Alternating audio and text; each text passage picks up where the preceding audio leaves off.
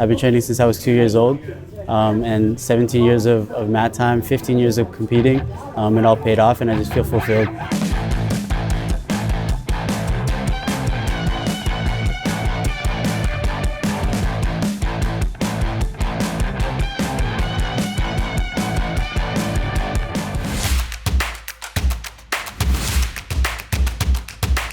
Yeah, so my dad and uncle actually have done martial arts for a while, and they used to watch UFC all the time, and I would watch kid shows here and there, but they said when I was little, I used to always sit down to watch UFC with them. So when they started Jiu-Jitsu, they saw me watching their techniques, trying them by myself also, so they threw me on the mats at 2 years old, and it was funny. There's an old video of me trying to do somersaults, and I had a big head when I was little, and I could barely even do somersaults. So I would always just practice like simple stuff, just the arm bars, the close guard stuff.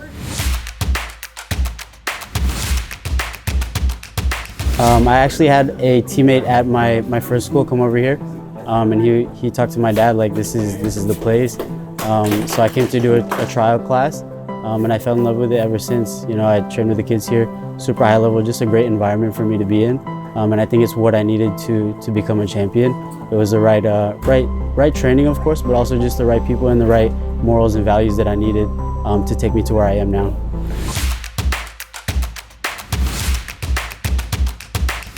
So it was pretty nostalgic fighting in the pyramid after watching Korea fight there for so many years and being in the finals there for so many years. I didn't think for me as a kid, growing up on these mats, it was important to have someone who's been through what I want to go through. So like the hard work, the championships, everything that he's been through is something that I want to do. And having someone there guiding me to do what I want to do after having done it himself already is huge for me.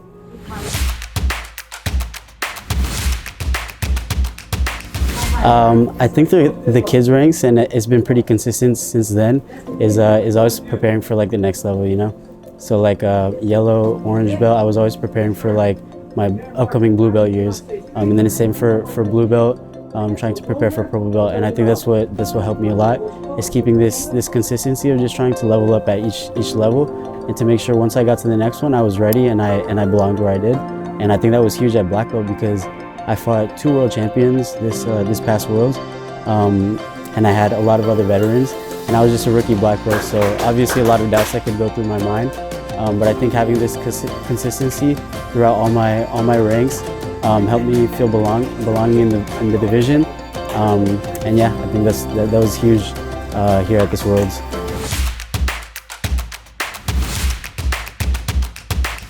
I mean, looking back now, I'm so grateful for all the ups and the downs that I went through the colored belts. And like I said, I think having a consistent, like just trying to reach the next level at each belt level was huge in getting to this black belt level. So like when I was competing at blue belt, I wanted to make sure that I was putting in the work to make sure I was winning Worlds the next year, you know, at purple belt. And same goes for brown belt. And having won Worlds at each belt level was huge, because then eventually once I got to the black belt level, I felt comfortable, felt like I belonged in the division, and I wasn't intimidated by all the veterans and the world champions that I had to face.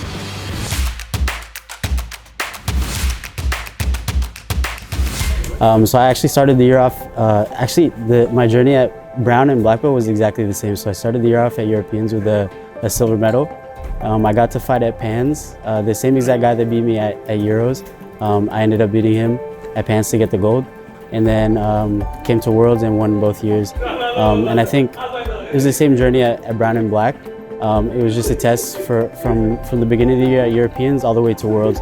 And I think I used each competition as just a stepping stone and a learning experience to get even better for the next one.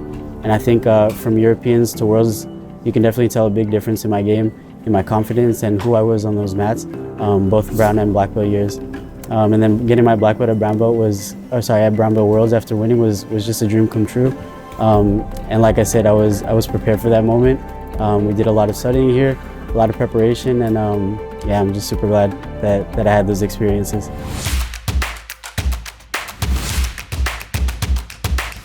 Man, a lot of sacrifice. I go to Loyola Marymount University. I'm in college right now, but I've been doing this since I was a kid. I've been in school all the way from when I was a little kid on the mats all the way until now. And I think, just like I said, just having that consistency, being used to that schedule, made it super easy for me. So I was doing anywhere from 16 to 18 units of college each semester at brown and black belt. And like I said, I was used to it. Of course, it's going to be hard. There were sacrifices, but I enjoyed it. I enjoyed the process.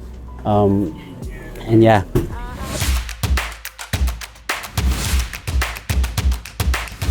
I had an Instagram post the other day actually talking about this. Like, going into my rookie black belt year was really hard for me.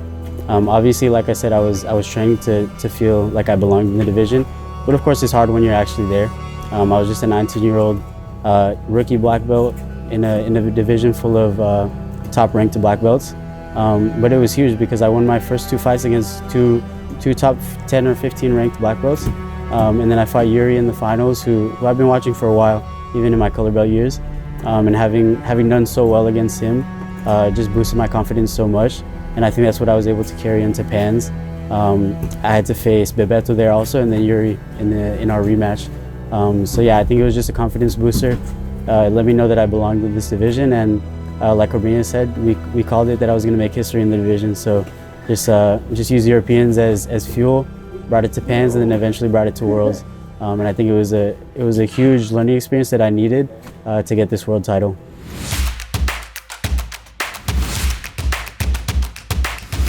I think fighting so many highly ranked guys was a big confidence booster for me this year. I think I fought all the other top 5 guys in the floor rankings, and then a bunch of top 10s from the IBJJF rankings. And I think this year was just a test for me that I belonged in this division among so many veterans and previous world champions. And Yuri was a great experience. And then I fought Bebeto at Pans, and then Yuri again. And then this Worlds I fought Taliesin and Bebeto. So just trying to challenge myself against the best guys, see where I stand, and then now I can confidently say that I'm the best Roosterweight in the world.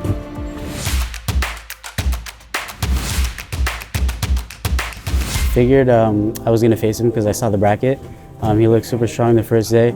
I put on a good performance, got 2 submissions the first day, and I was just super blessed to see he was on the other side. I think Taliesin was my best matchup at Roosterweight so far, my toughest one too. And I knew it would be a great test for me because of what he's done in this division. But I also knew that it would be a huge stepping stone to be able to beat him and then face Bebeto in the finals. We had a good match. I think we kind of canceled each other's games out a lot. It was super cool to have that experience. And I think I really showed how aggressive I can be and showed my confidence in that match. I was trying to push the pace the whole time, try not to be intimidated by the world champion, and was able to get the win.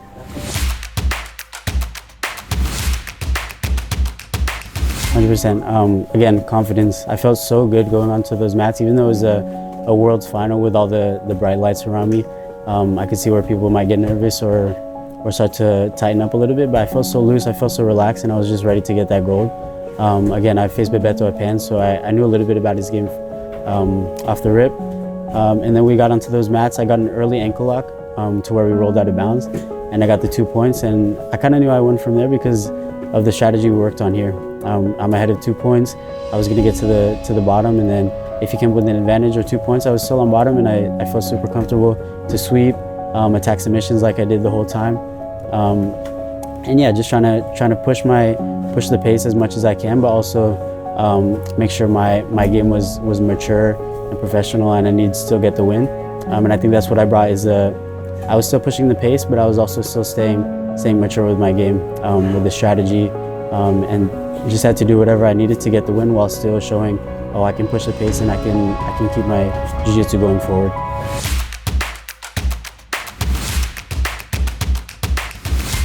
So special, you know, like I said, I've been watching Lucas Lepri, Cobrina, Bruno Monfessini, all the guys from Alliance compete in that pyramid, and to be a part of that now, and to have an effect on that 15-time world title, it's so special. I think it's just a testament to the work we put in, the mindset we have, and the unique approach we have in this game.